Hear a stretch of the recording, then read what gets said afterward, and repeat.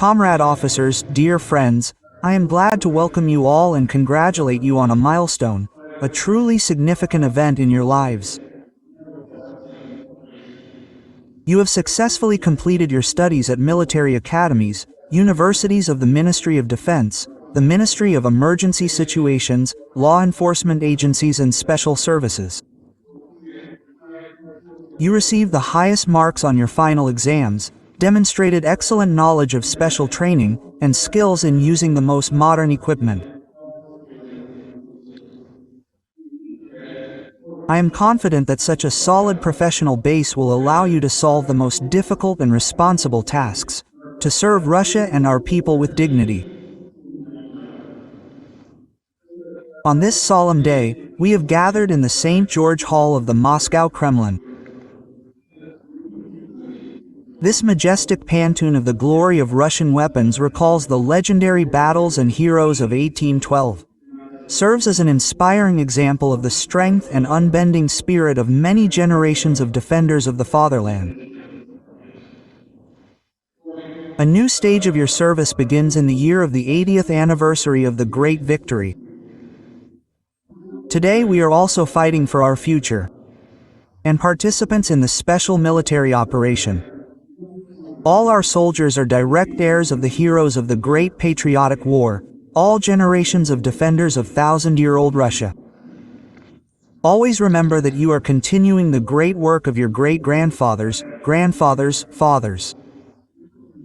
Their example, their loyalty to the fatherland, truth and justice are a reliable, enduring moral guide. And, following their example, I am sure that you will write new glorious pages in the history of our armed forces, law enforcement agencies and special services. Dear friends, the current international situation is changing dynamically. We see how the situation in the Middle East has sharply worsened. Extra-regional powers are also being drawn into the conflict. All this is bringing the world to a very dangerous point. We cannot help but be concerned that a number of Western politicians continue to hatch plans to inflict a strategic defeat on Russia. Their history does not teach them anything.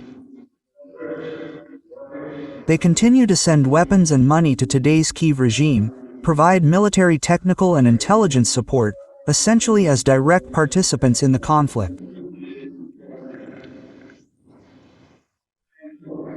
We also know that at the next NATO Summit they plan to announce the start of a large-scale program to further build up the alliance's capabilities. To implement it, the military budgets of NATO countries will be increased. Meanwhile, the bloc's members are already spending more on military purposes than all the countries in the world combined. From this it is clear who is really provoking global militarization and the arms race.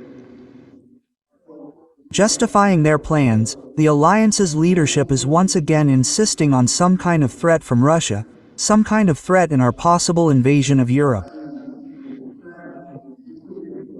They themselves came up with this horror story and repeat it year after year in order to deceive their own people and extract money from them. However, here again we are faced with the usual and shameless lies.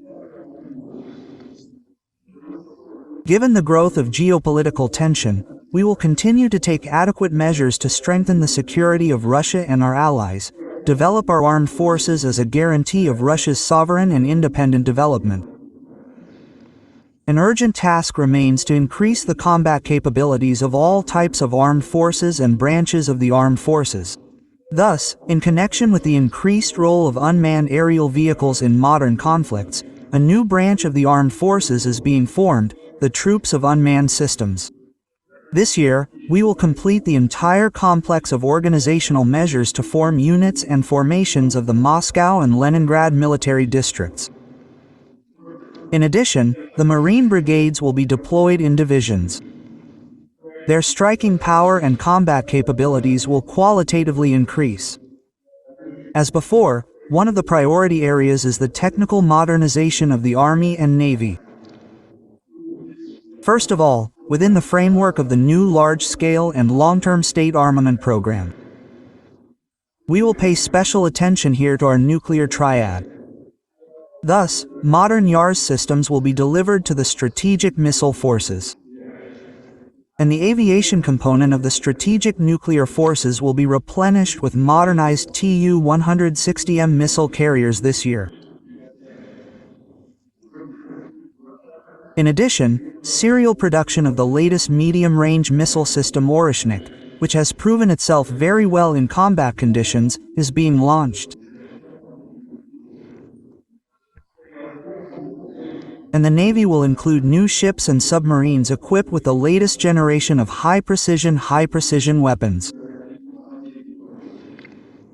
We will continue to consistently enhance the authority and social status of the officer corps. You are the main support of our armed forces and are called upon to serve as a model of professionalism and military honor, discipline and a dignified, caring attitude towards personnel and fellow soldiers for your colleagues, subordinates. Esteemed comrades, I welcome in this hall the officers who will soon join the FSB and the Ministry of Internal Affairs, the Russian Guard, the Ministry of Emergency Situations, the Federal Protective Service, the Investigative Committee of the Military Prosecutor's Office and all. We all understand well that reliable protection of the country from internal and external threats requires strict coordination of law enforcement agencies and special services of other security agencies. Your maximum concentration in solving key tasks. Among them are the fight against attempts to destabilize the socio-political situation and terrorism, crime and corruption, strengthening public order, prompt elimination of the consequences of natural disasters. And, of course, the assistance you provide to military personnel in conducting a special military operation is irreplaceable.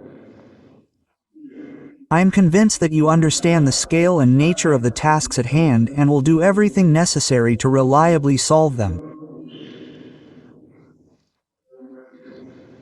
Dear friends, together we will have to continue working to improve the armed forces, increase the efficiency of all structures responsible for the country's security. I am confident that you will fulfill your duties responsibly and with high self-confidence, faithfully and devotedly serve Russia and our people.